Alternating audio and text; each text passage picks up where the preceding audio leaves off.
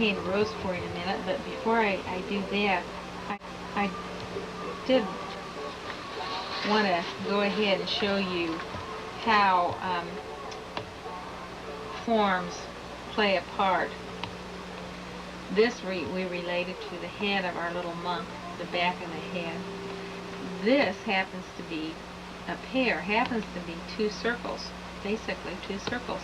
And you can see that I just did the outside form around there, but the basic, shape around there, but the basic form is a circle. Well, here's a cone. This is a tin. Remember that first picture we saw? It had a tin picture in it. Well, this is just the bottom part of that cone. And you can see that the lighting down here is the same as it is here. So you're thinking shape here. So once again, think about form when you're trying to shape things. I did want to show you how to paint something round, but I think we'll leave that till we get to the rose. So we have a cylinder, we have a cone, we have a circle, we have a cube, which consists of squares and rectangles. So these are the different ways that you can think when you're looking at something that you're going to be drawing. And this meant that the light source is always coming from one spot. This I wanted to indicate that if this is warm side, you'd make this cool side. If this side is warm, you'd make that cool. Just to help you understand that these things are things that an artist might want to think about and exaggerate, because this is the way we have of creating a nice rounded look or dimensional look to the onlooker. Okay, I'm going to paint a rose, and I thought I'd paint this rose because you can have a picture of this at which to look.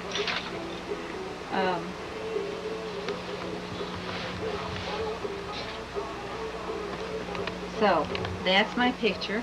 I put a background on here and I traced my pattern. Now, a minute ago I talked about the different kind of brush strokes that you would be using. Well, I'm going to color place these colors side by side. I think I'll just put this under here so maybe you can follow along with me as I try and create this. I'm going to use that soft, satiny blended look. So that means I'm going to color place my colors side by side. Now you can see that I'm going to grab a whole lot of brushes here. This happens to be a big mop, which I don't think I'll use in the rose. These are these fluffy brushes that you can soften with. So I'll probably be using these to soften. These are different sizes of brushes. Some are longer bristled than others. There's some round brushes. There's a lot of flat brushes. There's some that are kind of fluffy. So I'll just keep these in my hand and grab these as I'm working. And you'll see that I'll be changing my brushes as I work along. Okay, as I paint this rose, I'm going to start... Before you get started, okay. Your brushes are over.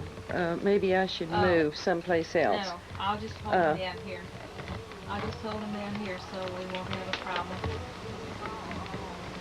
I just need them where they're handy. Okay, as I'm painting this, I'm thinking my light source is coming from up here. So I'm making each petal have one lighter area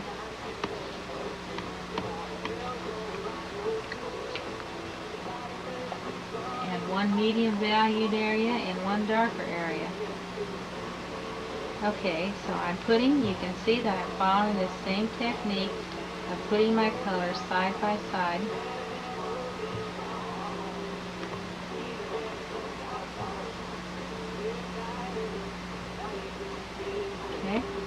Now, I'm going to put my brush half on that side and half on that side. See, a few long strokes, that just softens that in. Whoops, I need to clean my brush.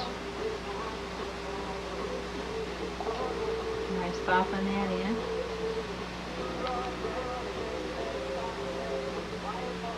I'm going to fill in the rest of this petal. I'm going to color place the color. Is that light bad for you? I can't tell in here.